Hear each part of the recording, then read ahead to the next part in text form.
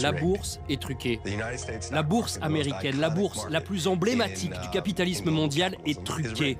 Et tout ça est fait par des ordinateurs? Oui, par des ordinateurs. Ça va beaucoup trop vite pour l'homme. Les humains ont été supprimés des marchés. Qui sont les victimes? Tous ceux qui ont des actions en bourse. Si vous avez de l'argent en bourse, ne touchez pas à votre téléphone, n'appelez pas votre courtier. Ça chute! Ça chute! On a commencé à entendre hurler « Achetez, achetez, achetez !» Personne ne peut comprendre le flash crash. Flash crash qui durerait plusieurs jours, ça peut être la fin du système financier tel qu'on le connaît. Un autre crash? Je vous garantis que ça va arriver. On y va tout droit si rien ne change. Avant, quand on achetait une action, on la gardait en moyenne pendant 3 ans. Ma question, c'est aujourd'hui, quelle est cette durée pour une société de trading haute fréquence? Moins d'1 minute. Moins d'1 minute? En 2 minutes, on a déjà exécuté 21 millions de transactions. Le temps d'un battement d'œil, vous avez eu le temps de vendre et d'acheter 7000 fois des actions dans le monde du trading haute fréquence. Chaque fois que vous clignez des yeux, vous avez pu faire 7000 allers-retours achat-vente d'actions. Ça dépasse tout entendement de l'esprit humain. Je dis souvent que je suis comme un pilote d'avion de chasse, capable de faire des frappes chirurgicales de manière efficace sur les marchés boursiers. Vous vous intéressez à un réseau de communication. C'est un sujet extrêmement sensible. La procédure demande que je contacte le FBI. Vous avez l'air si pacifique. C'est drôle que vous me disiez ça. Une de mes forces, c'est qu'on ne se méfie pas de moi. J'ai toujours aimé spéculer quand le marché est très volatile et que c'est la bagarre. Ma plus grande peur, c'est que tout devienne informatique et que l'homme ne puisse plus intervenir. Il pourrait y avoir un crash mondial. Ça fout les jetons, non ?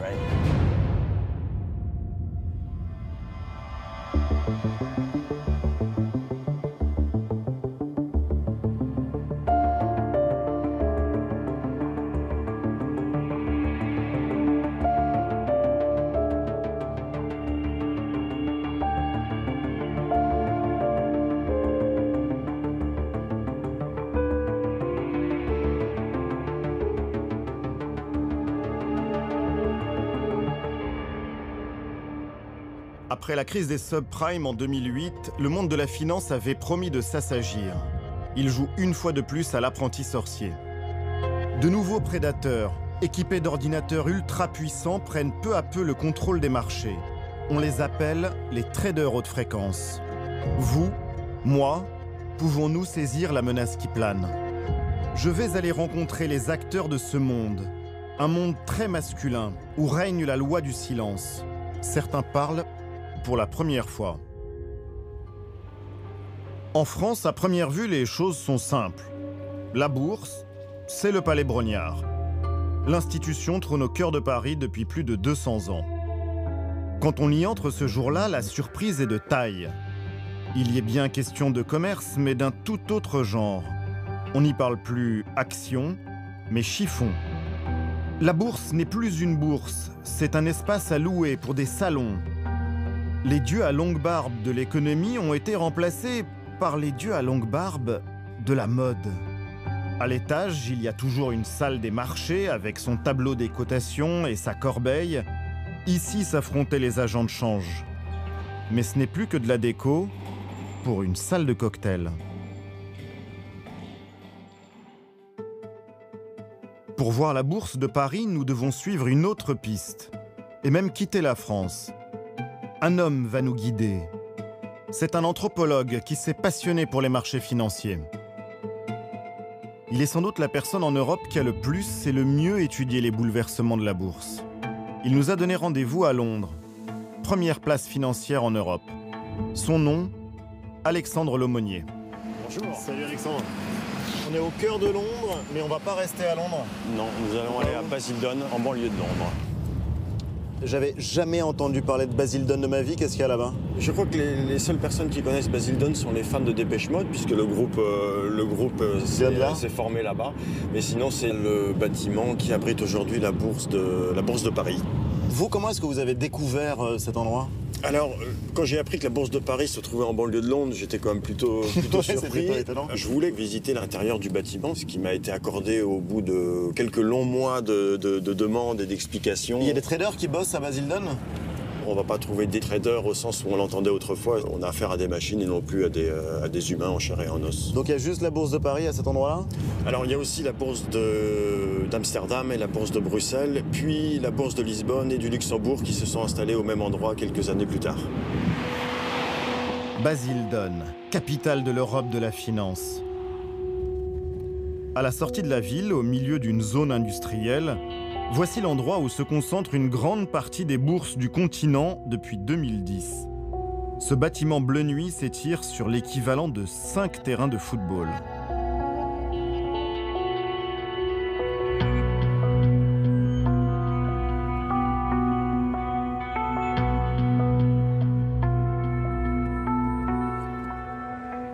La Bourse de Paris est là, je pense qu'elle est à peu près à ce niveau-là.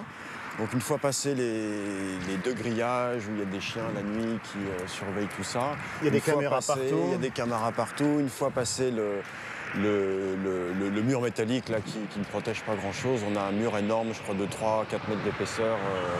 Là, il y a un mur de 4 mètres. Si un avion se crache sur le data center, la bourse elle continue de tourner parce qu'il y a ces murs énormes qui protègent l'infrastructure technique qui est à l'intérieur. Le lieu est très sécurisé. Interdit au public, le plus discret possible. Le bâtiment ne comporte aucune inscription. Impossible de deviner que derrière ce drapeau britannique se cache le nouveau palais Brognard. Donc c'est un lieu ultra secret, fermé au regard, mais quand on entre, on voit quoi?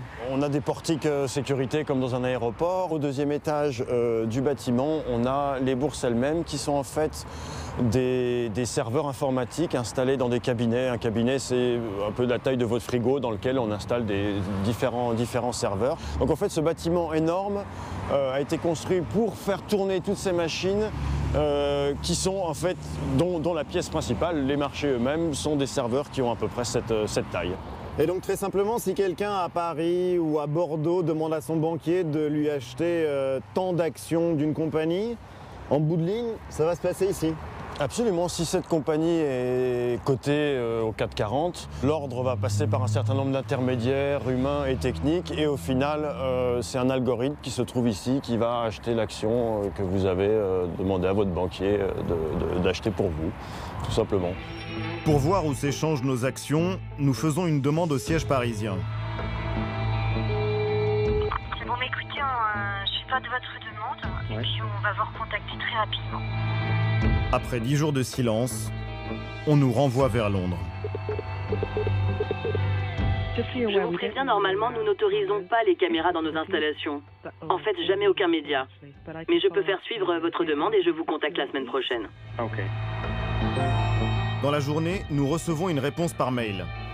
C'est un nom définitif. En cherchant bien, nous avons trouvé des images de l'intérieur. Une publicité de 2012 à destination des professionnels. Elle vante les avantages de Basildon. On peut y voir le grand, très grand espace disponible dont nous parle Alexandre Lomonier. Des serveurs dernier cri et au final, très peu d'êtres humains. Toutes nos demandes n'ont pas été vaines. Une autre bourse, elle, accepte de nous recevoir. C'est la plus célèbre au monde. Les traders en chair et en os l'ont-ils aussi déserté?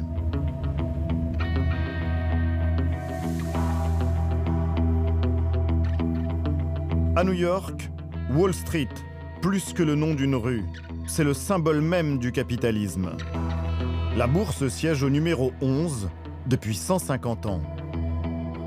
Devant ce temple de la finance, des statues païennes parées de vertus qu'on dit miraculeuses.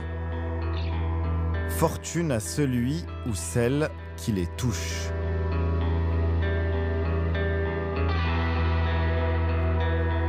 Nous entrons dans la mythique salle des marchés.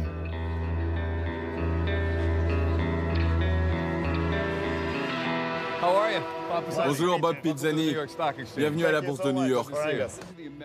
Bob Pisani est l'un des plus célèbres chroniqueurs boursiers de la télévision américaine. Comme ses collègues, il donne tous les jours la température des marchés aux Américains. De cet endroit, il connaît tous les codes. Là, c'est le stand de Goldman Sachs. Le matin, quand il y a beaucoup d'activités, on peut les voir s'activer, notamment les jours où des entreprises rentrent en bourse. On les voit se bouger un peu plus que là. Les traders auraient toujours le contrôle. Mais il suffit de jeter un œil aux archives pour se rendre compte que quelque chose de profond a changé. Pendant des décennies, une journée normale à la bourse, c'était ça.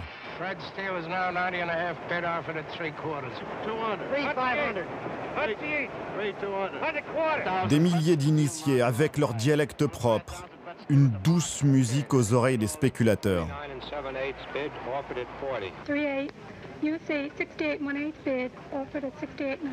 Plus les années ont avancé, plus la frénésie des voix s'est intensifiée, en diapason avec la folie des marchés.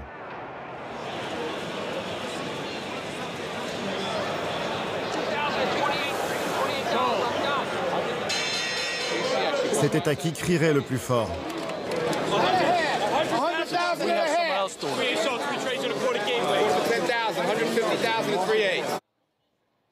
Aujourd'hui, au plus fort de la journée, on se croirait dans une bibliothèque municipale. Seule une centaine de courtiers peuplent encore les lieux. Quand je suis arrivé ici, il y a 17 ou 18 ans, il y avait 5000 personnes sur ce parquet. Et ça criait alors? Ça hurlait même. 85% des échanges se faisaient ici sur le parquet de la bourse. Aujourd'hui, ce n'est plus que 20%. Ce n'est plus grand-chose. Ça vous manque l'atmosphère du bon vieux temps, les gens qui criaient, qui se battaient pour prendre des ordres? Il y a une partie de moi qui est très nostalgique de cette époque, mais ça représente toujours quelque chose pour les gens. Même si tout ça n'est peut-être plus qu'un décor, ça représente quelque chose. Ça représente le capitalisme, ça représente la bourse, ça représente un symbole vivant. Un décor. Voilà tout ce qu'il reste. 200 millions de titres y sont tout de même échangés chaque jour.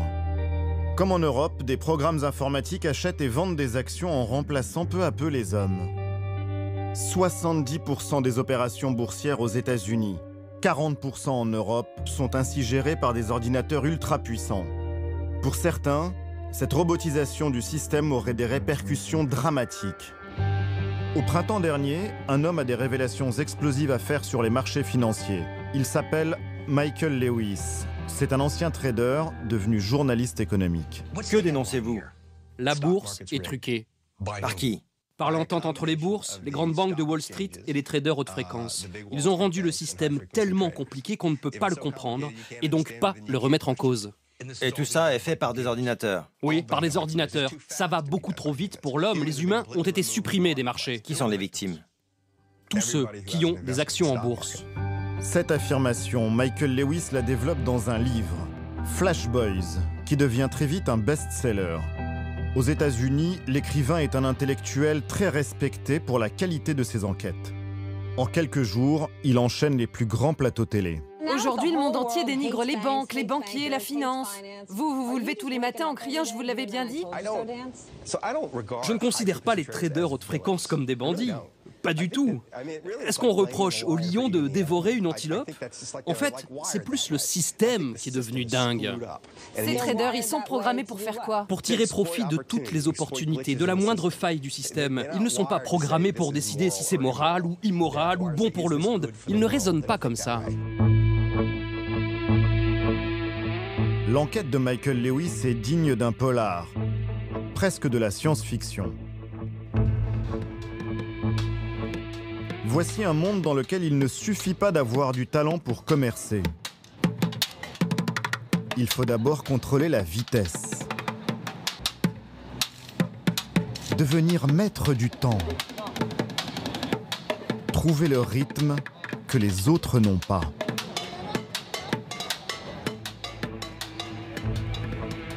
Nous allons rencontrer l'informateur de Michael Lewis. Brad Katsuyama est un lanceur d'alerte, l'un des premiers à avoir dénoncé le fonctionnement du système. Bonjour. Bonjour. Ravi de vous rencontrer. Merci de vous être libéré. Pas de problème. On va à votre bureau? Ok.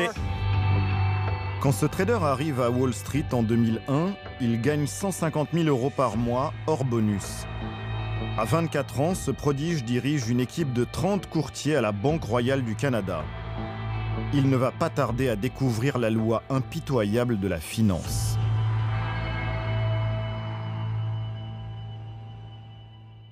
Mais quelle vue! Ça donne envie de monter sur un bateau et de partir au large. Ah, vous savez, quand on travaille ici depuis longtemps, on n'y fait même plus attention. Brad, comment est-ce que tout a commencé? Moi, mon métier, ça a toujours été de faire du trading. Jusqu'en 2007, tout ce que je voyais sur mon écran, que ce soit un achat ou une vente, je pouvais m'y fier à 100%. S'il y avait 10 000 actions disponibles, je faisais une offre pour ces 10 000 actions. Mais à partir de 2007, ce qui s'est passé, c'est que quand je voyais 10 000 actions sur mon écran, le temps de taper ça sur mon clavier, l'ordre partait, et ça me revenait en disant « Vous avez acheté 7 000 actions ». 7 000 actions? Oui, et en 2008, ce n'était plus que 6 000. En 2009, je n'en obtenais plus que 5 000. Plus le temps passait, plus la part de ce que je voyais à l'écran diminuait. Quand je demandais à mon service informatique « Qu'est-ce qui se passe avec mon ordinateur ?», il me répondait qu'il y avait beaucoup de monde sur le marché et que d'autres personnes voulaient acheter des actions exactement au même instant que moi. Moi, je leur ai dit « Je vais vous prouver que vous avez tort. Je vais acheter ça, mais je ne vais passer l'ordre que dans 5 secondes. Si pendant que je compte, les actions disparaissent, ok, c'est que nos ordres coïncidaient et que quelqu'un d'autre voulait acheter. » 1, 2, 3, 4, 5. Et c'est comme ça que vous avez découvert que quelque chose n'allait pas? Oui, on a compté, et c'est seulement quand j'ai appuyé sur Entrée que les offres ont changé. En faisant cela, je leur ai démontré que j'étais le déclencheur. La seule raison pour laquelle les prix augmentaient, c'est que je voulais acheter. C'est comme si quelqu'un lisait vos pensées. Oui, je me suis dit que quelqu'un était beaucoup plus rapide que nous. En fait, ce qui arrive à Brad Katsuyama, c'est un peu comme si une famille faisait la queue pour acheter des places de cinéma. Quelqu'un voit la longue file d'attente, il passe devant tout le monde sans que personne ne s'en aperçoive. Il achète une bonne partie des tickets. Quand vient le tour de la famille, il n'en reste plus assez au guichet. Pour aller voir le film, elle est obligée d'acheter ses places à ce nouvel intermédiaire, mais évidemment un peu plus cher. La banque de Katsuyama perd ainsi des dizaines de millions de dollars. Il décide alors de recruter une équipe pour comprendre qui le devance et surtout comment. L'enquête dure 1 an. Et c'est l'un d'entre eux, Ronan Ryan, qui va découvrir comment leurs concurrents les devancent systématiquement. La solution de l'énigme tient dans une carte qu'il conserve précieusement. Elle indique l'itinéraire des traders haute fréquence. Vous, Ronan, vous ne venez pas de la banque. Non, c'est clair. Et qu'est-ce que vous faisiez avant de rencontrer Brad et de travailler avec lui? Je travaillais dans les télécoms. Et vous ne connaissiez rien à la bourse? Non, vraiment rien. Quand je suis arrivé le premier jour, j'ai assisté à une réunion de 3 heures sur le trading algorithmique et j'en suis ressorti en n'ayant pas compris un mot de ce qu'ils avaient dit. Mais ça a été aussi un choc pour Brad parce qu'il a reconnu que lui ne savait pas grand-chose de la technologie utilisée par ses ordinateurs. Alors on a fait donnant-donnant. Toi, tu m'enseignes le trading, qui pour moi est du chinois, et moi je vais t'apprendre la technologie à laquelle tu ne comprends rien. Parlez-moi de cette carte. Il y a Manhattan, là c'est Jersey City. Oui, c'est tout le New Jersey. Comme certains le savent, il y a aujourd'hui 11 bourses aux États-Unis et la plupart sont dans 4 bâtiments dans le New Jersey. Et la manière dont vous êtes relié à ces 4 centrales informatiques, c'est devenu capital pour le trading électronique. Ce que j'ai découvert, c'est que certains ont réussi à prendre un chemin plus court, en suivant les autoroutes, les routes. Enfin, sauf quand il y a des maisons qu'il faut contourner. On ne peut pas y aller à vol d'oiseau, ils utilisent de la fibre optique. Pour avoir cette carte, j'ai dû harceler les opérateurs. Je répétais, dites-moi où passent vos fibres. Je leur ai fait croire que je voulais devenir un client. Dans les télécoms, ces cartes, c'est le nerf de la guerre, ça vaut de l'or. Ils ne les lâchent pas facilement. En jouant au détective, Ronan Ryan a découvert le parcours de ses rivaux. Les ordres de Brad Katsuyama partent de Manhattan et arrivent à une première bourse dans le New Jersey. C'est là que l'attendent les traders haute fréquence. Quand l'ordre de Katsuyama repart pour la bourse suivante, ces traders ultra rapides sont capables de le devancer grâce à leurs fibres et de faire augmenter le prix avant que son ordre n'arrive. Et c'est pareil avec toutes les bourses de la région.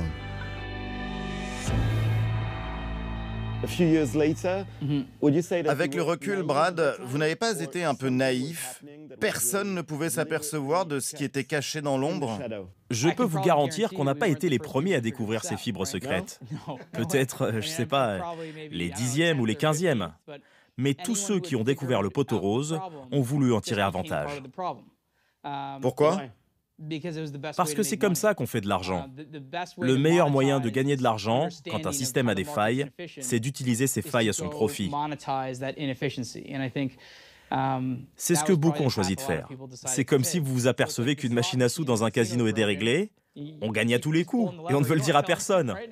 C'est ça le trading haute fréquence. Ces révélations enflamment Wall Street. Certains traders haute fréquence sortent même de leur silence pour l'affronter sur les plateaux télé. Avec nous, Manoj Narang. En 2007, il dirigeait un fonds d'investissement et il a découvert les mêmes couacs sur le marché que Brad Katsuyama. Mais sa réflexion l'a conduit dans une toute autre direction. Manoj Narang a créé une entreprise de trading haute fréquence appelée TradeWorks. On a effectivement remarqué les mêmes choses que Brad en 2007 sur les transactions. Mais plutôt que de hisser le drapeau blanc et dire « on se rend, on ne fera jamais partie des gagnants », nous, une petite entreprise de 7 employés, on a décidé d'améliorer notre réseau télécom, de décortiquer tous les textes de la régulation. On a aussi mis à jour tous nos systèmes informatiques. Et devinez quoi, on a vu une amélioration miraculeuse de nos résultats. Pour votre seul profit? Non, pas que nous. On a commercialisé notre technologie. Et aujourd'hui, on génère 5% de tout le marché américain des actions. 5% du marché américain, ça veut dire 300 millions d'actions par jour. Des milliards de dollars brassés.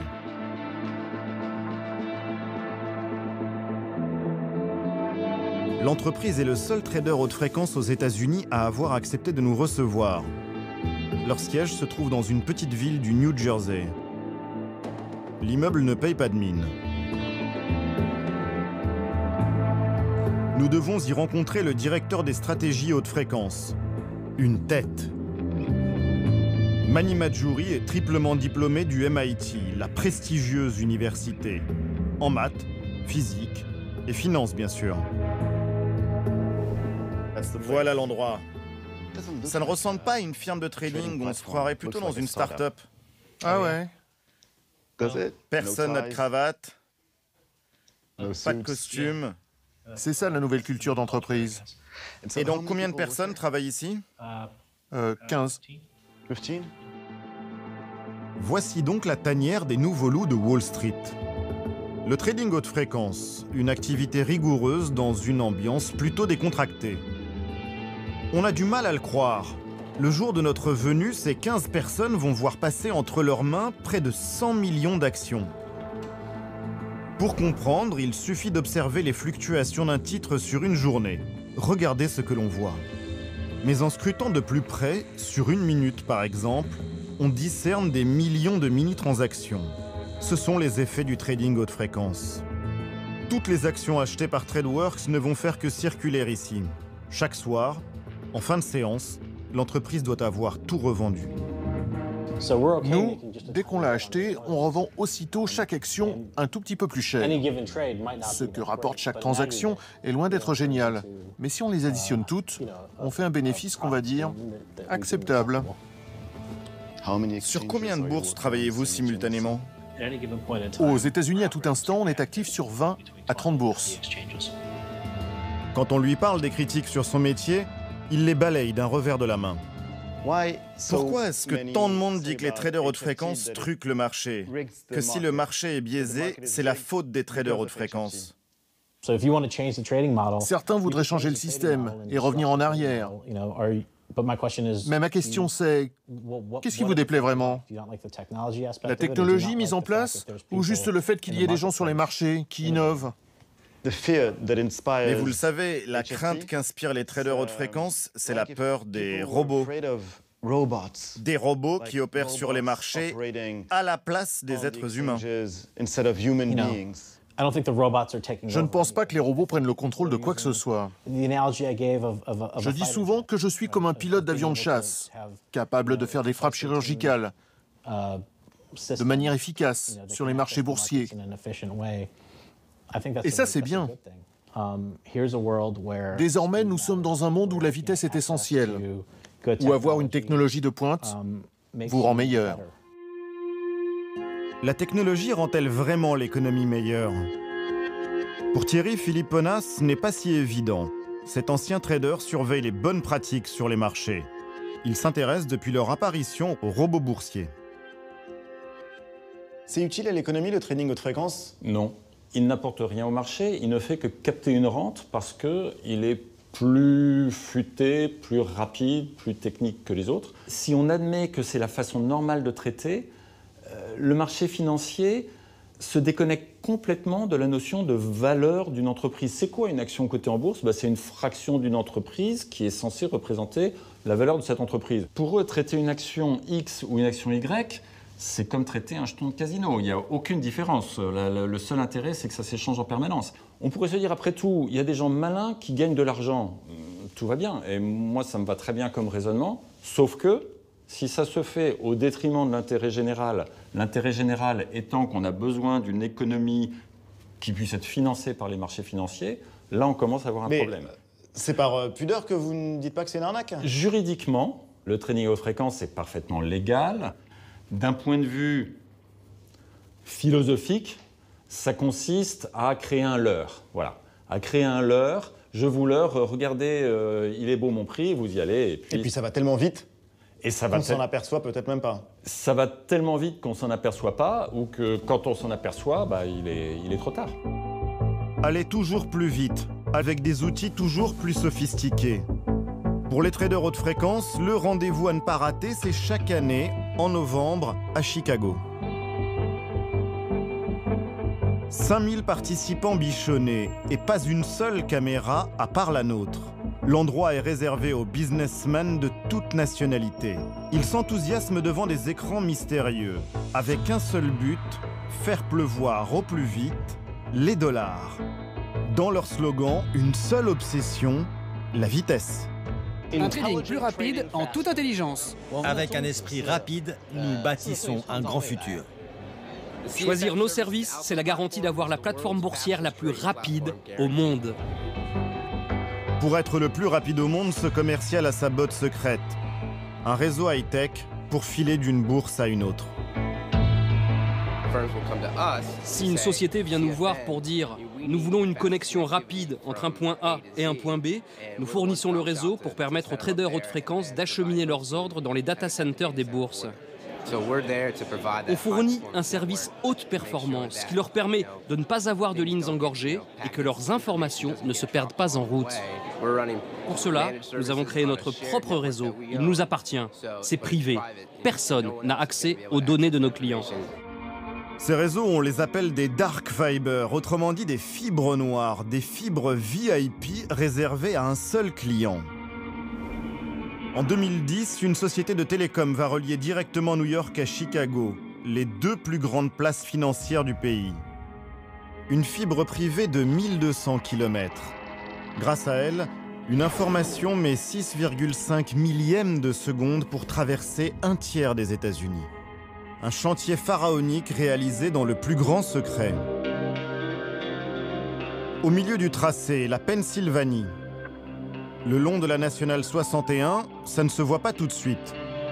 De drôles de poteaux coiffés d'un chapeau orange. Tous les 400 mètres, ils jalonnent le parcours. Une fois qu'on les a remarqués, on ne voit que ça.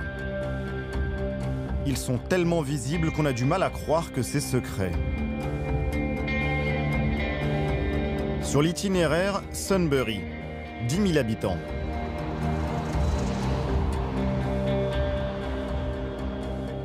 Vous avez remarqué les petits poteaux orange au bord de la route? Ah, je suppose que c'est pour les conduites de gaz.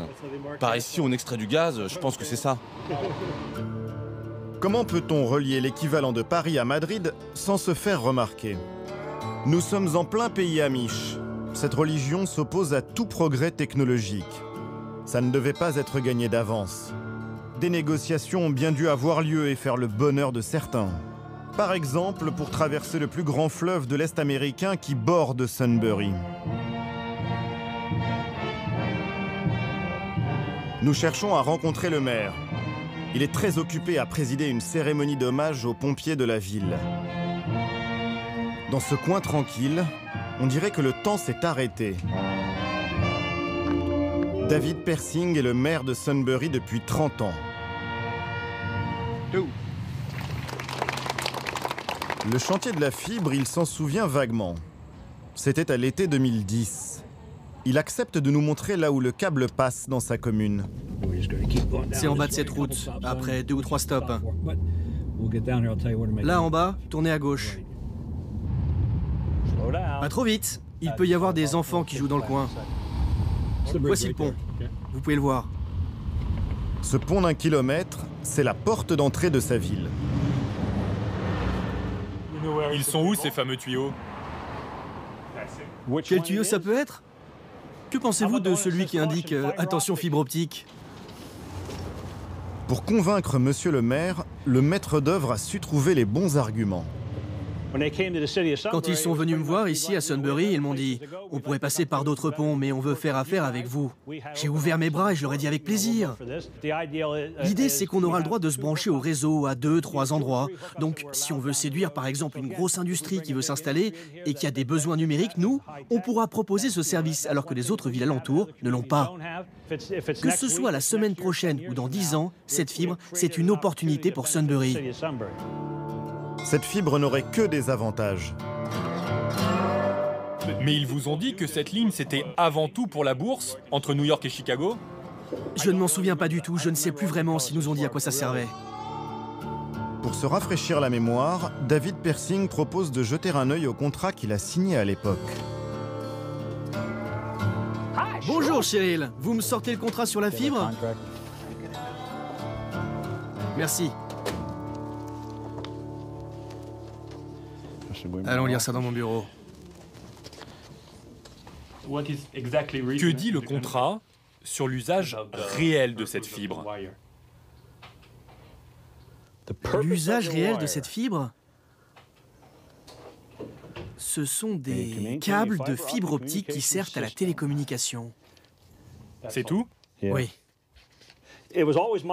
Moi, ce que j'ai compris, c'est que cela permet au pays entier de bénéficier d'Internet à haut débit. Il n'est jamais question de trading haute fréquence? Non. Non, je vous le répète, le contrat ne parle que de ce qui concerne Sunbury. Il n'y a pas d'explication. Moi, j'ai toujours cru que ça traversait le pays de l'Atlantique au Pacifique. Ils nous versent 14 000 $ par an pour le passage. C'est pas grand-chose. Non, mais la raison pour laquelle c'est pas grand-chose, c'est qu'on sait que tôt ou tard, ça peut nous rapporter beaucoup si on s'y raccorde. Donc, on n'a pas demandé 100 000 $ par an. Ou 1 million, vous l'auriez eu. Oui. Le pari du maire est pour l'instant raté. En 4 ans, aucune industrie nouvelle n'est venue s'installer chez lui. Des milliers de contrats ont ainsi été signés avec des municipalités, des particuliers ou des entreprises qui possèdent des terrains le long du tracé. Pour nous montrer, pas de problème. Quant à parler d'argent, ils vous payent un loyer pour passer sous votre propriété? Je n'ai pas le droit de répondre à cette question. Voir des étrangers poser des questions sur ces installations, ça n'a d'ailleurs pas plu à tout le monde. Donnez-moi votre passeport. Désolé de faire ça, mais nos concitoyens gardent toujours un œil ouvert sur ce qui se passe en ville.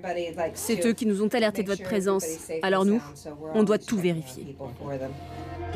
Quelques heures après être arrivés, notre équipe a droit à une visite surprise de la police locale. Vous êtes sûr que vous n'êtes pas des terroristes? Je ne crois pas. Vous n'êtes pas fichés? Ok, merci messieurs. Encore une question, vous serez encore en ville demain? Parce que le temps de faire mon rapport. Juste pour vous dire que je vais devoir passer un appel. La procédure demande que je contacte le FBI. En fait, c'est eux qui diront si tout est en règle. Parce que vous vous intéressez à un réseau de communication. Et ici, c'est un sujet extrêmement sensible. C'est une question de sécurité nationale. On doit les informer pour être sûr. Entendu? Cette fibre, Alexandre Lemonnier la connaît parfaitement. tous les traders haute fréquence se sont battus pour en être clients. 300 millions de dollars pour construire un nouveau câble. C'est un investissement assez conséquent, mais il est probable que le coût pour une société de trading à haute fréquence, l'utilisation du câble, soit de l'ordre de 3 à 5 millions de dollars par an. Ce qui peut paraître là aussi beaucoup, mais finalement l'investissement vaut la chandelle. Il y a toujours un marché pour aller plus vite. La fibre souterraine, c'est efficace. Mais selon l'aumônier, il existerait une technologie encore plus rapide. On pourrait boursicoter à la vitesse de la lumière. Il nous conduit en Belgique, en pleine campagne. Là, on cherche un pylône qui appartenait autrefois à l'armée américaine et qui sert aujourd'hui à une société de trading à haute fréquence, Jump Trading, de Chicago, qui a installé des antennes sur ce pylône pour pouvoir faire transiter des données entre les bourses de Francfort et les bourses de Londres. 250 mètres de haut, presque le 3e étage de la Tour Eiffel. Telle une œuvre d'art, ce morceau de métal a vu sa valeur s'envoler. Il y a 2 ans, l'État belge l'a mise en vente. Il en espérait 300 000 €. À la surprise générale, lors de la vente aux enchères dans le hameau, les firmes haute fréquence du monde entier ont débarqué. Le pylône est parti à 5 millions d'euros. Un record en Belgique. Et ça a été le bien public le plus cher, vendu en 2012. Ce pylône n'est que l'avant-garde d'un réseau tout entier. Une armée de tours utilisée par les traders, là encore en toute discrétion. Depuis 1 an, Alexandre Lemonnier les débusque. Un impressionnant tableau de chasse. On dit qu'on a toujours du mal à mettre un visage sur la finance et j'ai trouvé que réfléchir à la cartographie du trading était très intéressant et d'autant que en fait, toutes ces sociétés de trading à haute fréquence ont besoin quelque part de dominer la nature.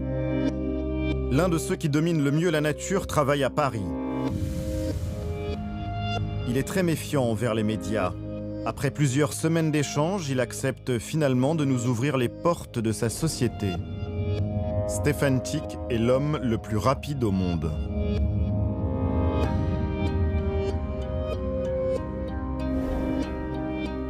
Ancien d'Harvard, il a longtemps créé des logiciels pour la BNP avant de redécouvrir une vieille technologie, les ondes radio. Dans le milieu, on les appelle les micro-ondes. Un jour, j'étais dans mon bureau et j'ai eu cette espèce d'illumination où je me suis dit, mais oui, c'est trop bête. La lumière va beaucoup plus vite dans l'air que dans la fibre. La fibre, on ne peut pas aller tout droit. Donc, on est obligé de suivre les coins des rues, par exemple. Et les micro-ondes, on peut aller tout droit. Et donc, il y a eu une espèce de ruée vers ce nouveau concept, de ruée vers l'or. En 2011, il s'attaque d'abord à la fameuse route New York-Chicago. Il va pulvériser toutes les performances de vitesse. Avec la fibre, c'est 13 millisecondes aller-retour, et nous, c'est 8 millisecondes aller-retour. Donc la différence ne semble pas énorme, mais en 1 milliseconde, des ordinateurs font énormément de choses. Son nouveau défi, rapprocher par les airs les 2 plus grandes bourses d'Europe, Francfort et Londres. On a une tour là, on a une tour là, on a une tour là, on a une tour ici. Et chaque fois que c'est un tout petit peu changé d'angle, on a une tour qui répète le signal. Ici, on est très mécontent de ce petit angle ici qui fait que c'est pas parfaitement parfait. On perd 8 microsecondes. Les microsecondes, c'est 1, 2, 3, 4, 5, 6 chiffres après la virgule. On est quand même les plus rapides, donc c'est pas grave pour le moment. Ces relais à micro-ondes, Stefantic n'a pas le droit de les construire. Il doit les trouver dans le paysage. Nous l'avons convaincu de nous montrer l'un des endroits où il installe en ce moment sa technologie. Le lieu est insolite. La zone portuaire de Dunkerque. 2 techniciens voltigeurs l'accompagnent, d'anciens militaires experts dans les transmissions. Ils doivent intervenir en haut de ce silo à grains monumental, à 100 mètres d'altitude. C'est sa dernière trouvaille. On a un silo à grains incroyable ici, on a une église à Londres qui est vraiment très belle, où on est planqué dans le clocher. Et à Chicago, on est sur le 3e building de la ville, en hauteur. Le toit est facilement accessible, mais les techniciens vont devoir grimper encore plus haut. C'est incroyable, j'adore. 20 mètres d'ascension par vent fort. Mission, aligner ces paraboles récemment installées.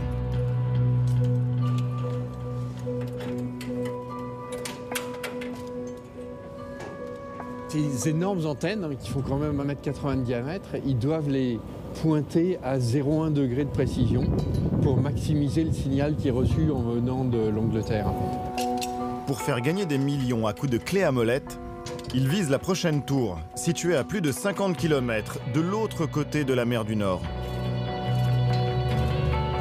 Dans cette direction-là, on va vers Londres. Et de l'autre côté, donc dans la direction de l'antenne du haut, nous allons vers Francfort. Le loyer pour cette vue imprenable est confidentiel. Plusieurs dizaines de milliers d'euros par an. Le prix de l'ultra-vitesse. On est passé d'un aller-retour entre Londres et Francfort de l'ordre de 8 millisecondes à un aller-retour de l'ordre de 4 millisecondes. La fibre, les micro-ondes, c'est déjà rapide. Mais il y a une dernière astuce qu'ont trouvé les traders haute fréquence. Il est possible de gagner encore quelques millièmes de seconde. Ces traders se sont installés à l'intérieur même des places boursières. Contre 25 000 euros par mois, ils louent des box au plus près du serveur de la bourse pour y placer leurs propres ordinateurs. On appelle ça la colocation. Et pour que personne ne soit désavantagé, on vérifie au millimètre près que la longueur du câble est la même pour tout le monde. Comment en est-on arrivé là? La vitesse, ça ne date pas d'hier, c'est même aussi ancien que la bourse. Il y a d'abord eu les pigeons voyageurs, ensuite le télégraphe, et puis le téléphone, les pneumatiques aussi, et même les patins à roulettes, toutes sortes d'inventions. Mais c'est l'ordinateur qui va tout bouleverser. Plus possible de revenir en arrière. Le premier à l'avoir compris est devenu richissime. Certains voient en lui le père du trading haute fréquence. Ce milliardaire habite à 60 km au nord de New York, près de Banksville. Ça ne s'invente pas. Pour le rejoindre, il faut passer une première barrière. Puis 2 km plus loin, une deuxième. On aperçoit d'immenses écuries. Ce n'est pas dans son discret manoir de 2500 mètres carrés, caché parmi les arbres, qu'il nous a conviés. Plutôt dans sa petite dépendance qui lui sert de bureau au fond du jardin. Celui qui nous rejoint tranquillement est une légende, comme seule l'Amérique sait en créer. Thomas Peterffy fait partie des 150 personnes les plus riches de la planète. Fortune estimée, plus de 10 milliards de dollars. C'est ça le rêve américain? Non, c'est le rêve hongrois. Ce Hongrois a fui le communisme en 1965. Il a 21 ans quand il débarque aux États-Unis. Comme je ne parlais pas anglais, je me suis dit qu'apprendre le langage informatique serait plus simple pour moi que de prendre des cours d'anglais. Thomas Peterffy fait aussitôt ses armes sur cette machine, une Programma 101. Il devient programmeur et met ses talents au service de courtiers de Wall Street. En 1983, il va avoir une idée de génie. Je me suis dit qu'il fallait que je réussisse à mettre mes programmes dans une sorte d'ordinateur portable. Et c'est ce que je vais vous montrer. Cette machine qui a changé sa vie et la bourse, il la conserve religieusement dans son antre. La réussite s'y affiche insolemment.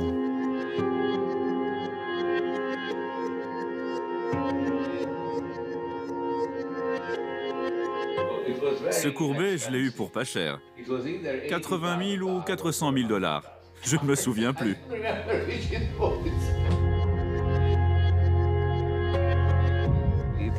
Ma tablette, elle ressemble exactement à ça.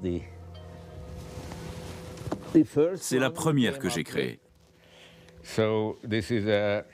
Elle a une puce à l'intérieur qui pouvait calculer les cotations en temps réel et les afficher sur l'écran. Quand on appuyait dessus, l'ordinateur comprenait qu'on venait d'acheter ou de vendre une action. Certains pensaient que je n'aurais pas dû être autorisé à l'utiliser. D'autres que ce n'était pas grave, que de toute façon ça ne marcherait pas. Mais ça a très bien marché, pendant très longtemps. Une tablette tactile, presque 30 ans avant celle qu'on connaît aujourd'hui. 4 ans plus tard, en 1987, nouvelle étape. Il invente un ordinateur qui achète et vend des actions tout seul. Même plus besoin d'humain. Un jour, un contrôleur du Nasdaq est venu dans nos bureaux.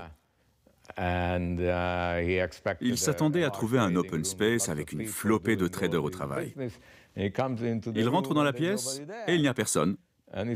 Alors il dit « D'où viennent toutes ces transactions ou comment vous faites ?» Je lui réponds « C'est juste cet ordinateur qui fait tout le boulot. » Il réfléchit pendant un moment et il dit « Vous ne pouvez pas faire ça. » Je lui dis « Pourquoi pas ?»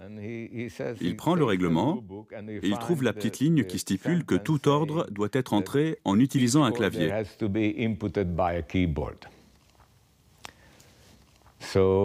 Alors il dit « Je vais revenir dans 2 semaines. D'ici là, soit vous arrêtez votre activité, soit vous embauchez des traders. Mais je veux que les ordres soient rentrés grâce à un clavier. » Le type revient 2 semaines plus tard, et ce qu'il a vu, c'est un clavier recouvert d'une boîte équipée de pistons. Les pistons étaient actionnés par un autre ordinateur. En fait, c'était un automate dactylo. Ça faisait un bruit de mitraillette. Le type était totalement désarçonné. Il a regardé ça, il n'y croyait pas. Au bout d'un moment, il a tourné les talons et on n'a plus jamais entendu parler de lui.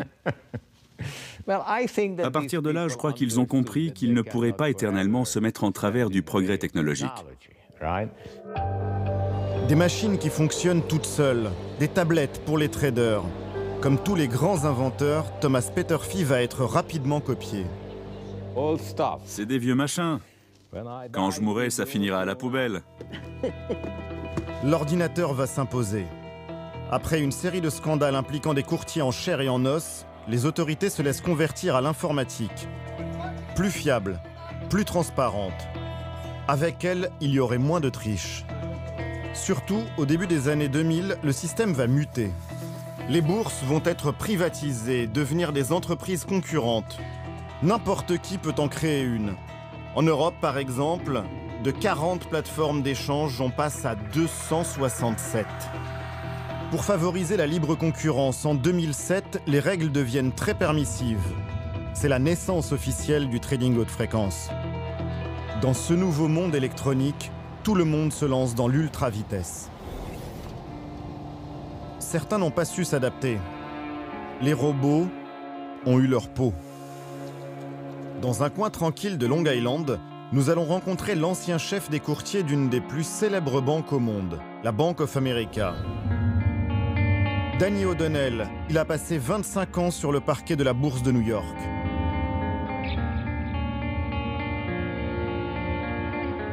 Danny O'Donnell.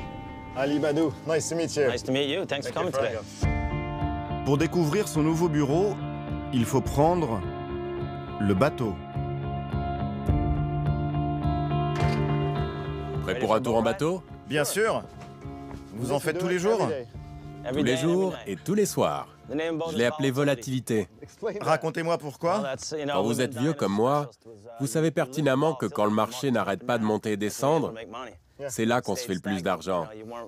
Si ça bouge pas, il n'y a rien à se faire. Et moi, j'ai toujours aimé spéculer quand le marché est très volatile et que c'est la bagarre. La bagarre, c'est ce qui a toujours plu à Danny O'Donnell dans la finance. Il a gravi tous les échelons un à un. Mais ça, c'est du passé. C'est quand même mieux qu'1 heure et demie de métro par jour, non? De l'autre côté de la baie, à l'entrée d'une marina, son quotidien aujourd'hui, c'est son restaurant, les Trois Palmiers. Un hommage à sa deuxième passion, le surf. Venez, suivez-moi. Bienvenue. Ça, c'est notre bar. On a fait une planche de surf de 6 mètres de long. Allez, je vous montre le reste du restaurant. C'est quoi ça? Un souvenir? Ça, c'est le strapontin sur lequel je me suis assis pendant 25 ans dans la fosse de la Bourse de New York. C'était mon compagnon de tous les jours. J'ai le droit de m'asseoir? Ouais, bien sûr. Ça va pas se casser. C'est sympa, c'est une petite attraction. C'est le seul vestige ici de ma carrière à Wall Street. 3 ans qu'il a refermé définitivement le strapontin. Mais Danny O'Donnell fait toujours dans la liquidité. À l'heure du marché, il gère sa brigade comme une troupe de traders. Ça va, Ben? Le poisson, les prix sont bien cette semaine? Ils sont en baisse, en fait. C'est bien ça, on va en faire des plats du jour cette semaine. Si le cours du filet mignon est à la hausse, à ce moment-là, il vaut mieux le retirer du menu. Si le bar sauvage est à la baisse, alors on va tout faire pour le mettre en avant auprès des clients. Ça nous fera une belle marge et donc des bénéfices. Vous fonctionnez comme ça? Bien sûr, tous les jours. On est là pour ça, non? C'est comme à Wall Street. Sauf que mon nouveau boss est bien plus dur que l'ancien. C'est ma femme. S'il a quitté la bourse, ce n'est pas seulement pour avoir la belle vie. Les machines l'y ont poussé. Fini l'adrénaline et le flair du trader. Ça vous a écœuré, cette nouvelle façon de faire du business? Nous, ça restait intelligible pour l'esprit humain. Avant, quand vous aviez une info avant les autres à la bourse, ça vous permettait de gagner de l'argent en étant les premiers à faire une belle opération. Alors que là, c'est sûr, ils sont rapides, mais c'est uniquement pour nous piquer notre info et nous court-circuiter au moment de l'achat. Vous avez l'impression d'avoir été remplacé par des ordinateurs? Absolument, aucun doute là-dessus. Pas de doute. Dans ce domaine, je suis devenu un dinosaure à l'âge de 47 ans. Peut-être que l'homme n'a pas besoin d'intervenir tout le temps, mais parfois c'est utile d'avoir quelqu'un qui puisse dire « Qu'est-ce qui se passe ici? Les ordinateurs sont-ils devenus fous ?» Il y a les dinosaures et ceux qui les ont remplacés. Des mathématiciens. Ceux qui rendent les ordinateurs malins. Ce sont eux les nouveaux maîtres de la finance. C'est à Paris que les meilleurs sont formés. Qu'est-ce qui se passe si vous mesurez la corrélation du Bund et du Bobble? Si vous mesurez la corrélation du Bund et du Bobble sur ce jeu d'actifs, vous allez trouver 0. D'accord, avant, on n'avait pas des données toutes les millisecondes. Parfois, vous pouvez dire dans des articles, on dit oui, notre modèle permet de reproduire l'effet de Epps. Ouais, enfin, heureusement, quoi. N'importe quel modèle raisonnable va faire ça, quoi. Bienvenue au Master Probabilité et Finance de Polytechnique et Paris 6. D'accord? Si vous ne comprenez rien, c'est normal. Ce cours s'adresse aux plus brillants étudiants de leur génération en mathématiques. Ils viennent du monde entier, écoles d'ingénieurs, d'informatique et même d'aéronautique. Il y a quelques mois, ils ne connaissaient rien à la bourse. Désormais, certains s'y voient déjà. J'aimerais bien faire du haute fréquence, à rejoindre l'informatique, les mathématiques, la statistique, les comportements économiques. Vous avez déjà le costume? Je passe un entretien, donc... Pour une boîte de trading haute fréquence? Ouais. Exact. C'est un secteur qui finalement en ce moment embauche pas mal parce qu'il y a plein de nouveaux problèmes qui arrivent avec l'électronisation des marchés qui est assez récente. On a plein d'opportunités d'emploi. Et ça paye bien? J'aime bien. Non, c'est une bonne question. Une bonne question qui se heurte déjà à la culture du silence chère aux banquiers. Ils gagneront environ 10 000 € par mois, une somme qui triplera dans les 5 ans. Et pour les meilleurs, ce sera beaucoup plus. Ce salaire élevé repose sur leur faculté à créer des algorithmes, des formules mathématiques qui donnent vie aux robots traders. Un algorithme de trading, c'est simplement un programme informatique qui va essayer de réaliser au mieux les transactions en vue de la demande d'un client. L'algorithme, il va faire la même chose que l'homme, sauf qu'il le fait plus vite et qu'il a une capacité d'intégration du contexte de marché, il a une capacité d'intégration de l'information donnée par les données beaucoup plus importante que celle de l'homme. Le souci, c'est qu'avec ces logiciels, on peut perdre le contact avec l'économie réelle. Viser une compagnie d'aviation ou un marchand de yaourt, l'algorithme s'en fiche. Il ne faut pas se le cacher, et ça c'est peut-être une des problématiques, une des dérives de la haute fréquence. Il y a un certain nombre des investisseurs de marché qui n'ont en un sens aucune idée de ceux qui sont en train d'acheter et ceux qui sont en train de vendre. Ils agissent juste sur des phénomènes statistiques, algorithmiques. Dans cette bataille, toutes les firmes vont créer leurs propres algorithmes. À chacun son super soldat. Ils ont des noms bizarres et menaçants.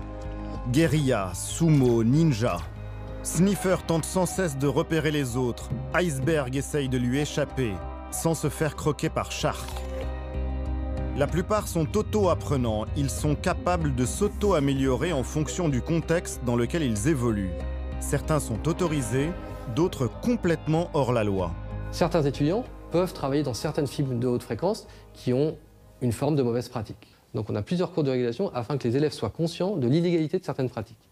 Ensuite, c'est comme si je vous disais, quand on fait un cours de chimie, on ne va pas dire aux étudiants « attention, vous pouvez fabriquer une bombe atomique ». C'est ça. Sur les marchés, les algorithmes, légaux ou non, se comptent en dizaines de milliers. Un bouillon de culture presque impossible à comprendre, même par les acteurs du marché. Si on voulait avoir une vue globale de l'interaction de tous ces agents algorithmiques pendant une seule journée de trading dans le monde entier, il faudrait récupérer toutes les données sur toutes les cotations, les transactions de tous ces marchés, ce qui, je pense, représenterait en termes de données plusieurs milliers de fois la Bibliothèque nationale de France. Dans ce brouillard, il devient plus facile de commettre des délits qui passeront inaperçus. Ces délits, un homme les piste. Nous le retrouvons dans la banlieue de Chicago. Eric Hunsader est le seul à observer en toute indépendance le marché américain.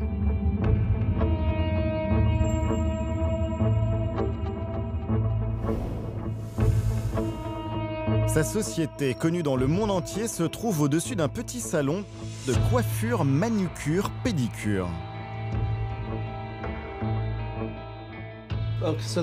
Fais-moi ce réglage-là, c'est bien. Monte-le jusqu'à 10 millisecondes. Tu devrais le voir monter. Ah non, ça redescend. Cet expert informatique a tout d'un geek. Son laboratoire est un minuscule appartement où le maître des lieux circule en charentaise. Il s'est donné pour mission de pallier la faiblesse du gendarme boursier, totalement dépassé par les nouvelles technologies. C'est comme si on était sur une autoroute. Vous savez, sur nos routes américaines, bon, on a une limitation de vitesse. Et les gens respectent les limitations de vitesse, non pas parce qu'il y a un panneau, mais parce qu'ils ont peur de prendre une amende. Alors, imaginez, si vous savez que la police ne fait jamais de contrôle, que se passera-t-il au bout d'un an? Tout le monde roulera à fond la caisse. Et c'est exactement ce qui se passe sur les marchés. Il n'y a pas de police. Au milieu du désordre, dans une des pièces de son appartement, ses serveurs. Il y archive depuis 10 ans de très nombreuses séances des bourses américaines. Et voilà mon bureau. 16 heures par jour, il scrute ces 4 écrans où défilent à la milliseconde les séances de la bourse, détectant chaque anomalie, chaque manipulation. Son expertise, il la vend à tous les plus gros investisseurs qui se méfient des marchés. Eric Hunsader est la bête noire des traders haute fréquence.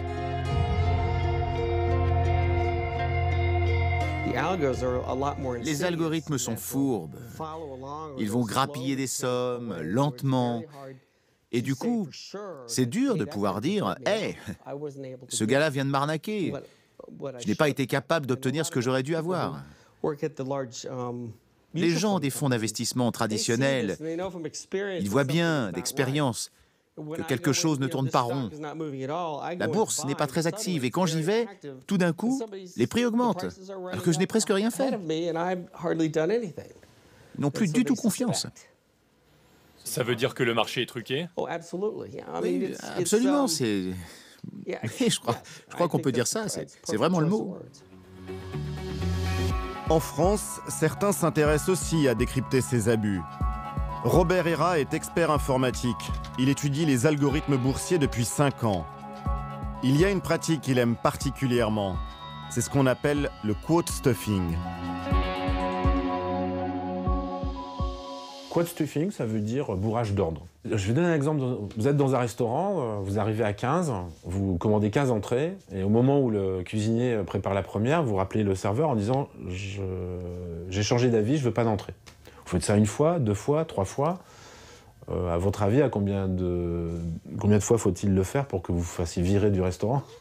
Le quote stuffing, c'est ça. Vous dites « J'achète 10 actions de cette société », puis un millième de seconde après, vous dites « Non, finalement, j'en veux pas ». Donc vous avez Vous créez du bruit. Alors ça, c'est ce qu'on pourrait appeler une attaque par la complexité. C'est-à-dire que vous allez faire perdre du temps aux logiciels des autres sociétés qui vont devoir analyser tous ces ordres sans savoir lesquels vont être effectivement passés. Donc les logiciels passent beaucoup plus de temps à faire ça qu'à réellement passer des ordres, parce que plus de 90% des ordres du marché sont de faux ordres, en fait, du code stuffing.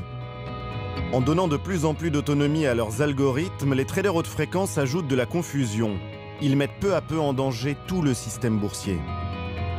La finance mondiale va ainsi connaître son premier crash électronique. Nous sommes le 6 mai 2010, en milieu de journée. Quelques minutes qui vont changer la vie de Dave Lauer. À l'époque, ce jeune talent de l'informatique invente des codes pour un grand fonds d'investissement. Ça a été une journée de dingue. Le marché était déjà assez volatile. La télé diffusait en boucle les émeutes en Grèce. Ce que vous voyez, c'est ce qui se passe en ce moment en Grèce. C'est du direct, ce n'est pas un enregistrement, c'est maintenant. On avait CNBC au travail. J'ai levé la tête et d'un coup, le Dow Jones a chuté de 100 points. Et je me suis dit, tiens, c'est bizarre. La chute a commencé à 14h42 44 secondes, comme on peut le voir juste là. Tous les signaux sont passés au rouge. Toutes les actions sont parties à la baisse. Je suis allé voir mon chef et je lui ai dit, le marché vient encore de perdre 200 points en 2 minutes. Je crois qu'il se passe quelque chose. Il a regardé la télé, il s'est mis à réfléchir.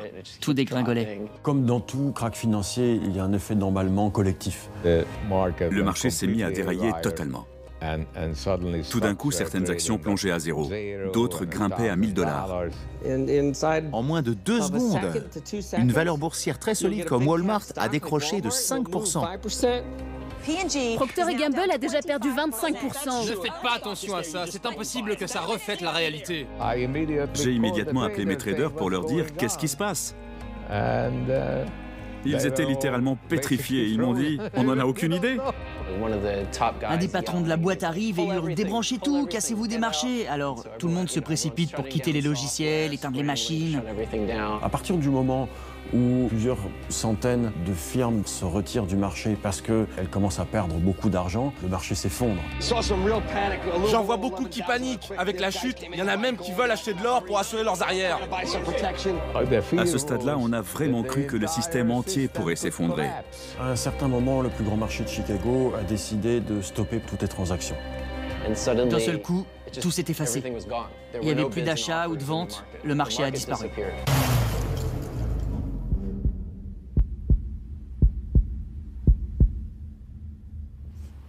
Personne ne savait plus quoi faire. Ça n'a pas duré longtemps, mais je peux vous dire que ces quelques secondes ont été traumatisantes. On n'avait jamais vu quelque chose comme ça. On n'avait même jamais imaginé que le marché puisse disparaître d'un coup.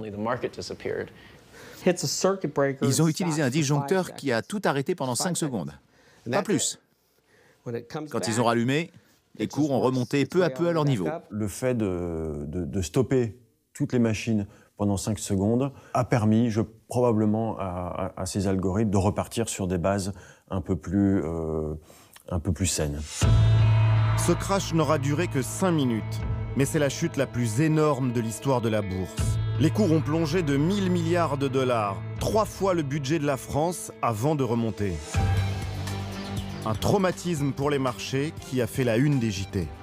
La bourse de New York a connu un vent de panique ce soir. Que se passe-t-il sur les marchés financiers? Tempête sur les marchés boursiers. Qui est responsable de cet immense raté? Dans un premier temps, le coupable est tout trouvé. Cette nuit, outre la crise elle-même, l'erreur d'un trader a complètement accentué le phénomène. Tout semble avoir commencé avec l'erreur d'un trader qui vend des actions pour $1 milliard alors qu'il ne voulait en vendre que pour 1 million. Un vent de panique qui serait dû à l'erreur d'un trader qui aurait confondu millions et milliards en passant un ordre. J'ai entendu parler de la rumeur du gros doigt, soi-disant un trader s'était trompé de touche et avait lancé un ordre de 4 milliards au lieu de 4 millions. Imaginez que quelqu'un a fait un logiciel qui soit aussi sensible à une erreur de frappe, c'est difficile à croire. Effectivement, après des mois d'enquête, pas d'erreur de frappe à l'horizon. Selon le rapport final des autorités, le déclencheur serait en fait l'algorithme d'un grand gérant de fonds du Midwest. Il aurait vendu beaucoup trop d'actions en même temps, provoquant d'un seul coup une propagation sur tous les marchés. Les machines ont paniqué. Compte tenu de la rapidité des transactions financières, on a appelé ça un flash crash. Personne ne peut comprendre ce qui a causé le flash crash. La complexité engendrée par tous ces algorithmes qui interagissent entre eux, je pense que personne ne peut la comprendre. La patronne du gendarme boursier américain a dit, alors soit le soir même, soit le lendemain, avec mon anglais francisé, We are outgunned against supercomputers, ce qui peut se traduire par nous sommes, je dirais, totalement désarmés devant les supercalculateurs. C'est une déclaration spontanée de panique. On sent que là, le monstre qu'ils ont créé est en train de leur échapper. Au final, 150 millions de dollars se seront tout de même évaporés. Aucune sanction n'a été prise. Dave Lauer, lui, écœuré, a démissionné après le flash crash. J'ai toujours vu la technologie comme un moyen d'améliorer le monde. Et soudainement, ce qu'on avait créé allait dans la direction opposée.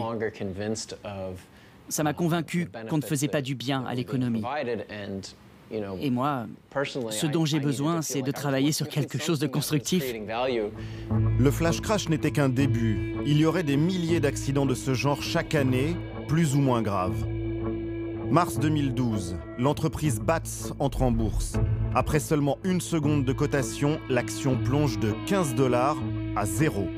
Août de la même année, 450 millions de dollars perdus en une demi-heure à cause d'un algorithme pas du tout mis à jour. Encore plus étonnant, en 2013, un faux tweet de l'agence de presse AP annonce un attentat contre Obama. Les ordinateurs vont paniquer. En 2 minutes, la bourse chute de 150 milliards de dollars avant de remonter.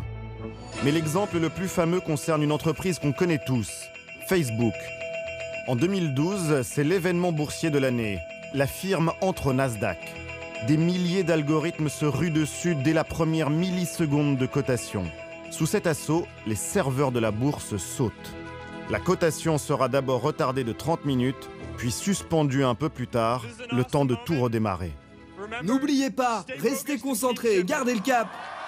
Malgré le sourire de Mark Zuckerberg, c'est un fiasco total qui fragilisera le cours de l'action dans les semaines suivantes. Cette série de défaillances va alerter jusqu'aux plus hautes sphères de l'État américain. Est-il possible de maîtriser le trading haute fréquence? Le Sénat s'empare du sujet et convoque de nombreuses auditions.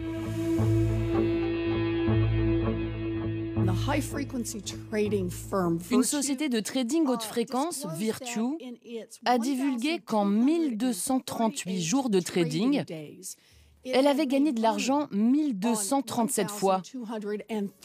Ce qui signifie qu'en presque 5 ans de spéculation, l'entreprise a fini gagnante tous les soirs, à part une fois. C'est pas ça la bourse.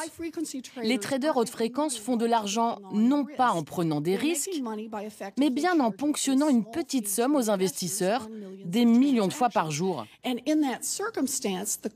Du coup, la question c'est, est-ce qu'ils rendent un service en échange de cette dîme ou est-ce qu'ils dépouillent tout bonnement les investisseurs? Cette commission du Sénat va entendre tous les protagonistes. Courtiers, fonds d'investissement haute fréquence, patrons des bourses du pays. Et aussi un repenti, un certain Dave Lauer. Les systèmes complexes échouent toujours. Ils devraient être conçus pour fonctionner harmonieusement et non pour se cracher. Comment les petits épargnants, disons, par exemple, si moi je peux acheter des actions, comment je peux rivaliser? Est-ce que je peux? Non, vous ne pouvez pas. Est-ce que ça ne pose pas la question de la confiance sur les marchés? On a vraiment besoin de plus de transparence. Moi, je pense qu'il faut plus d'analyse des bases de données. On n'arrête pas d'en parler, mais des outils efficaces pour vraiment analyser tout ça n'ont toujours pas été créés. Les outils du régulateur sont dépassés, ils n'ont pas la capacité de voir ce qui se passe en temps réel.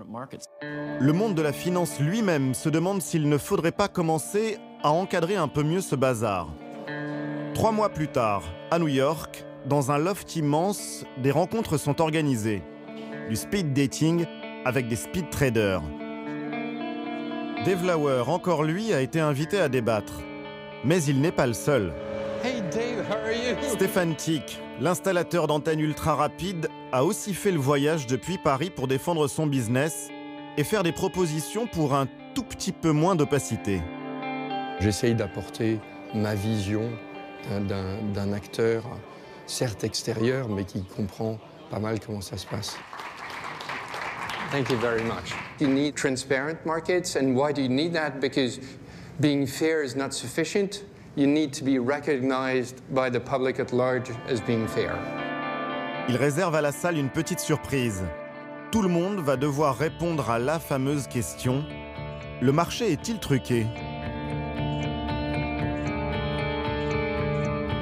A small majority is in favor of not rigged, but we still have a third saying it's rigged. Un tiers de la profession présente ici ne croit plus dans le système, à cause des traders haute fréquence. Le Français va devoir faire face aux critiques. Moi, je négocie 100 millions d'actions par an. Et je vais vous dire mon ressenti. Ce qui a l'air d'un petit avantage ne l'est pas du tout. C'est un gros avantage. C'est tout un business. Les traders haute fréquence se font 28 milliards de dollars chaque année. Les débats sont lancés.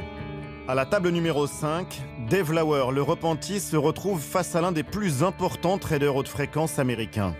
Il ne nous est pas inconnu. Ce n'est autre que Manny Maggiore. Vous ne pensez pas que la course à l'hyper-vitesse et les investissements énormes que ça demande, c'est de l'argent gâché? À un moment, il faut se demander, c'est quoi l'intérêt de gratter encore 10 millionièmes de seconde? Avant, faut pas oublier qu'il y avait une collusion flagrante entre les courtiers humains. On n'avait pas ses chances. C'était la jungle. Vous pensez qu'on peut changer les choses? C'est difficile à dire. Il y a pas mal de gens qui bataillent pour maintenir les choses comme elles sont ou faire le minimum de concessions. Mais je ne m'impliquerai pas autant dans ce débat si je ne pensais pas qu'il y a une chance acceptable de réussir. Les débats finiront tard ce soir-là. Enfin, sur le yacht d'un des participants quand même. Au pied des tours de Manhattan.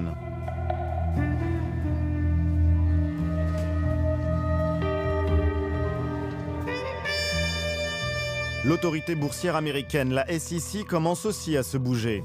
Elle a lancé un appel d'offres pour s'équiper d'un logiciel qui permettrait de tout voir des marchés. Midas.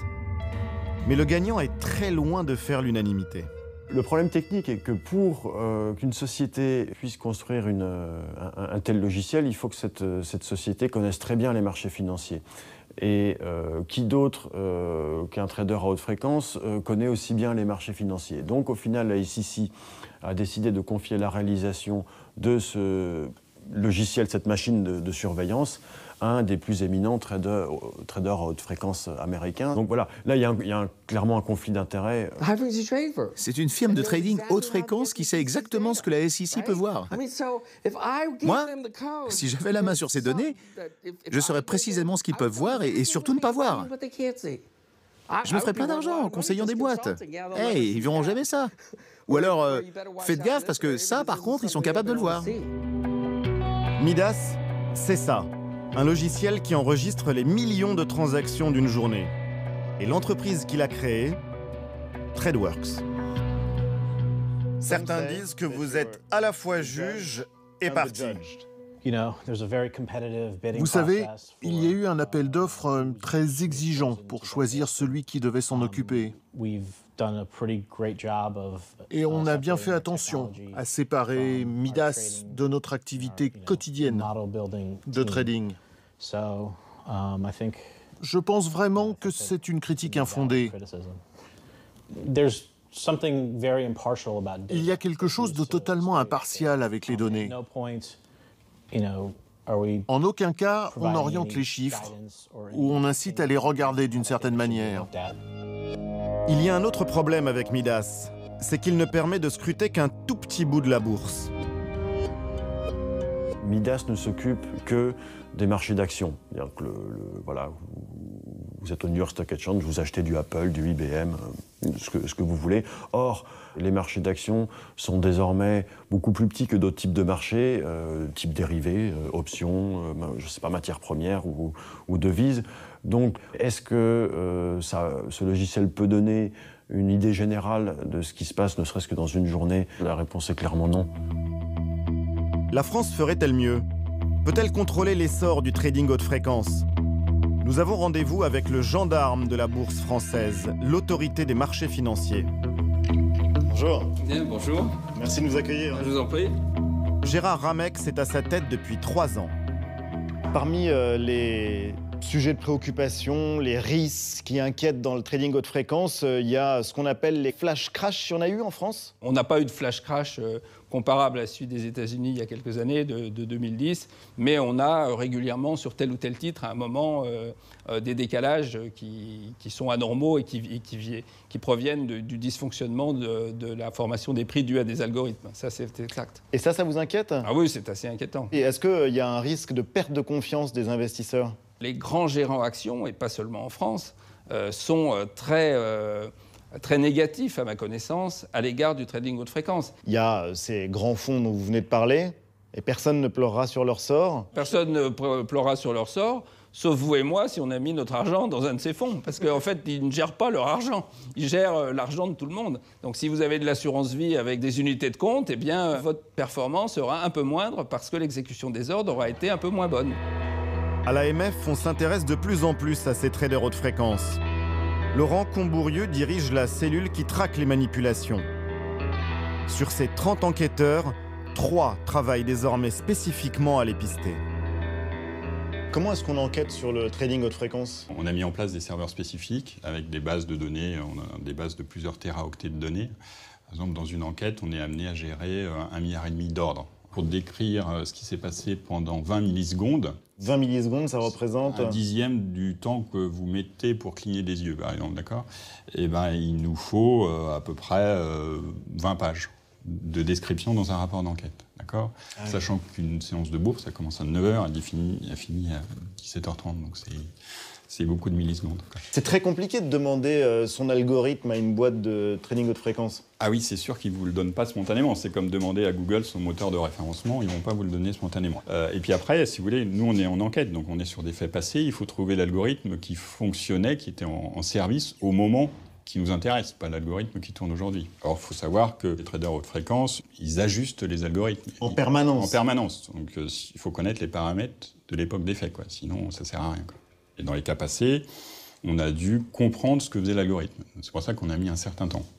Mais on a fini par comprendre. Donc là, vous avez un trader haute fréquence qui, sur un titre du CAC 40, lors d'une séance de négociation de ce titre, a annulé 114 600 fois ses ordres pendant donc une journée de négociation. 114 600 annulations entre 9h et 17h30 sur un cours de bourse. Vous êtes parmi les rares à aller chercher, à enquêter là-dessus?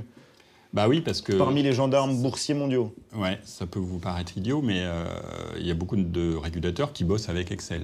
Avec le logiciel Excel? Voilà. Et Excel, c'est limité à 1 million de lignes. Alors quand vous avez un trader haute fréquence qui passe 1 million d'ordres par jour, donc quand vous avez rempli une journée de bourse, Excel, il est saturé. Saturé. Donc vous, déjà, voilà. Mais pas évident votre boulot, hein? Non, ça je vous remercie. C'est pas tout à fait évident, mais c'est passionnant aussi. Ouais. Mais non, c'est beaucoup plus compliqué qu'il y a 3-4 ans, quoi. En 8 ans, seules 2 enquêtes ont abouti et il y a de toutes petites amendes. En fait, rien ne pourra vraiment changer si on n'impose pas une nouvelle règle du jeu commune à tout le continent.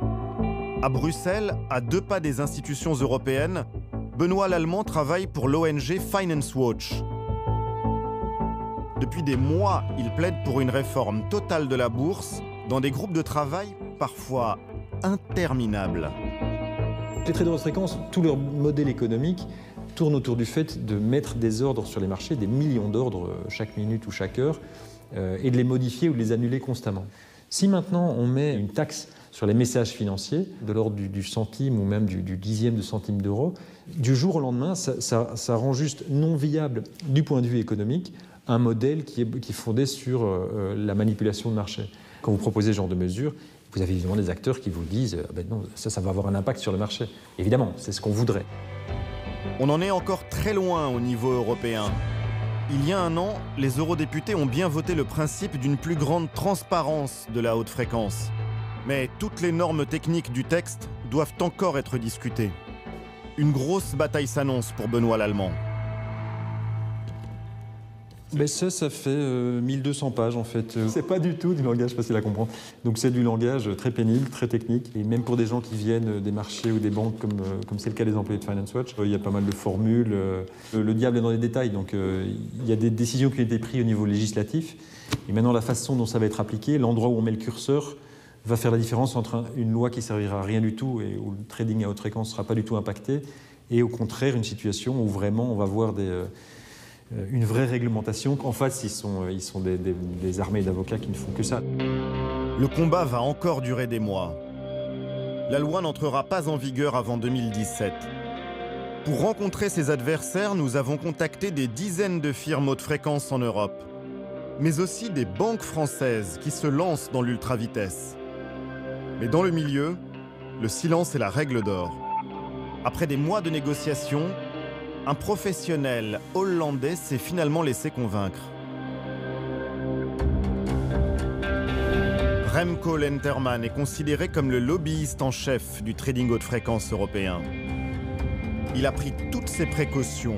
Nous ne verrons ni ses superordinateurs, ni ses employés. Juste cette salle de réunion. Moi, je pense que la bourse est très loin d'être truquée. Je pense en fait que ceux qui disent ça ne comprennent rien et sont irresponsables. Il est indiscutable que les marchés sont meilleurs aujourd'hui que ce qu'ils étaient il y a 10 ou 15 ans. Nous, par exemple, IMC Financial Markets, nous sommes des teneurs de marchés électroniques. Nous traitons chaque jour des centaines de milliards de dollars en équilibrant le marché. Si vous cherchez à vendre, nous, on est toujours là pour acheter et inversement. Ils fonctionnent sur le mode de la patate chaude, donc ils ne vont acheter les titres que quand ils peuvent les revendre immédiatement après. Il n'y a pas besoin d'avoir un billet en finance pour comprendre que au mieux, c'est totalement inutile. Au pire, c'est l'intermédiation forcée et donc ça rajoute un coût. Je n'arrive toujours pas à comprendre qu'on dise que nous ne générons pas de la valeur, car nous sommes indispensables pour les marchés. Si tous les traders haute fréquence éteignaient leurs machines, les bourses disparaîtraient. Vous êtes un lobbyiste très actif. Je n'appelle pas ça du lobbying.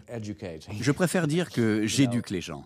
C'est aussi simple que ça. Je vais vous dire, dans le futur, tous ces discours populistes contre nous s'arrêteront. Parce que les gens verront dans 3, 4 ou 5 ans que les acteurs dont tout le monde parle aujourd'hui apportent beaucoup au marché. Et même parfois, les font vivre. N'en déplaise à Remco Lenterman, les critiques ne sont pas près de s'arrêter. Dans le Wall Street Journal, un homme a déclenché une nouvelle bataille. Il remet en cause l'impartialité des bourses. Pour plus de profit, elles seraient devenues les complices des traders haute fréquence. Ces accusations vont faire trembler toute la finance américaine. Après plusieurs échanges très longs par téléphone, nous obtenons un rendez-vous chez lui. Stamford, Connecticut, petite ville de bord de mer où vivent beaucoup de ceux qui travaillent à Wall Street. Haïm Bodek est un ancien maître stratège des marchés. Dans le milieu, on l'appelait le marchand d'armes algorithmique. Hi, good to see you. Hi, I'm Ali. Thank you for having us. Haïm Bodek n'est pas un banquier. Son domaine universitaire à lui, c'était les mathématiques et l'intelligence artificielle. Nous voilà dans la Batcave. D'ailleurs, je crois que ma femme a déplacé mon Batman. Ah, il est là. Oh.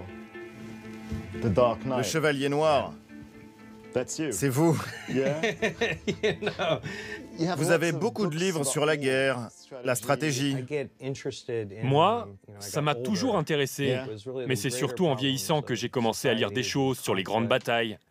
Notamment quand je suis arrivé à Wall Street, parce que des guerres, j'en ai vu pas mal là-bas. Et pourtant, vous avez l'air si pacifique. C'est drôle que vous me disiez ça. Une de mes forces, c'est qu'on ne se méfie pas de moi. Bodek va vite s'initier au combat boursier. Il travaille pour les plus grandes banques, UBS, puis Goldman Sachs, avant de créer sa propre firme de trading haute fréquence. Certains des algorithmes qu'il invente vont se révéler redoutables. Nous, on avait une stratégie pour attaquer les autres et leur prendre 20 000 $ de leur poche, instantanément. Juste comme ça. Boum. Sur tous les marchés, boum. Et parfois, grâce à une formule sur un ordinateur. Oui, on appelait ça un grand balayage, une razzia, d'accord? C'était un algorithme très agressif. Il envoyait des ordres et il le faisait à un moment très précis. Et si vous réussissiez votre coup, au bout du compte, vous pouviez faire virer le mec en face, le jour même. Le jour même. Un monde sans pitié sur lequel Haïm Bodek va régner pendant 10 ans. En 2009, le vent tourne. Du jour au lendemain, son arme fatale rate systématiquement sa cible, sur une bourse en particulier. Un adversaire vient de le neutraliser. Comment vous êtes-vous aperçu que vous vous faisiez avoir? On perdait continuellement de l'argent. Et le but de la bourse, c'est pas ça. Au départ, je me dis pas que notre modèle entier est défectueux. Je pense plutôt que quelqu'un de chez nous, accidentellement, a endommagé notre code.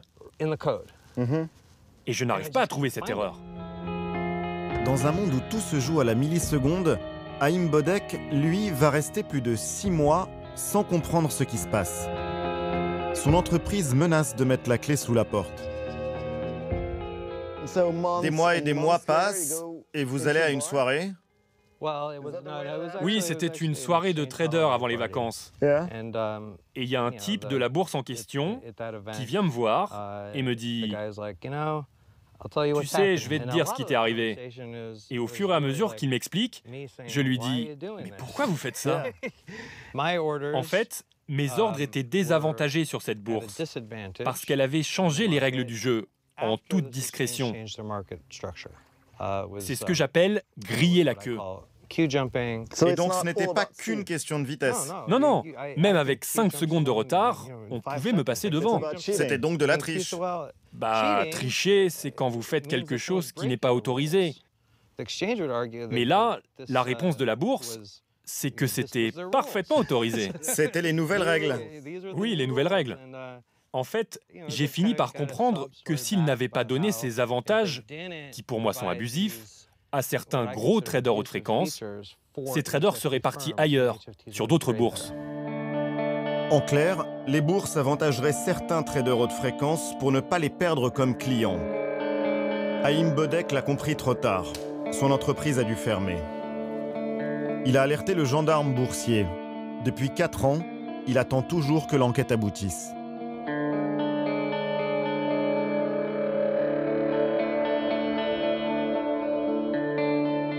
Si même les bourses sont complices, comment échapper aux traders haute fréquence? Une solution existe peut-être. Créer une nouvelle bourse où la vitesse serait enfin limitée.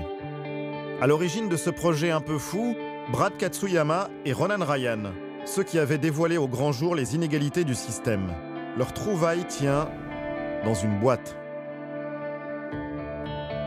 On a regardé toutes les technologies qui permettraient de ralentir le système. Et l'idée qui s'est avérée la plus fiable, aussi fou que ça puisse paraître, ça a été de mettre une bobine de 60 km de fibres dans cette boîte. 60 km de fibres. Oui, les gens me disent quelle place ça prend, c'est grand comme cette pièce, et moi je réponds souvent que ça a la taille d'une grande boîte à chaussures. Donc tout le monde doit passer par cette fibre. Oui, tous les ordres qui arrivent dans notre bourse vont devoir parcourir les 60 km jusqu'au serveur. Que vous conduisiez une Ferrari ou une vieille bagnole, vous arrivez tous au même moment. C'est la voie d'accès vers l'équité? Exactement. Depuis son lancement il y a 1 an et demi, leur plateforme basse vitesse connaît un beau succès. Elle accueille aujourd'hui 1% des échanges d'actions aux États-Unis. Tout le monde a accepté de jouer le jeu, fonds d'investissement, grandes banques et même certains traders haute fréquence. Il n'a jamais été question de dire « si vous utilisez un ordinateur, vous êtes méchant ». Il s'agit plutôt de dire « il y a des privilégiés sur les bourses, il y a des stratégies prédatrices où certains utilisent des technologies pour dominer les autres ». C'est ça qu'on a voulu éliminer et je crois qu'on a plutôt bien réussi. Cet endroit, c'est pas une utopie. C'est en tout cas un marché plus juste que tous ceux qui ont jamais été créés. Dave Lauer, lui, a créé une société de conseil pour améliorer la bourse et mettre ses talents au service de l'intérêt général. Dans ce milieu, vous avez des gens qui pourraient guérir le cancer ou lutter contre le réchauffement climatique. Ce sont parmi les personnes les plus intelligentes du monde. Les inciter à faire ce qu'ils font, c'est un mauvais calcul. Est-ce que la finance rend les gens vraiment utiles à la société? J'en suis pas sûr. Quant à Haim Bodek, il y a quelques semaines, il a enfin gagné son combat.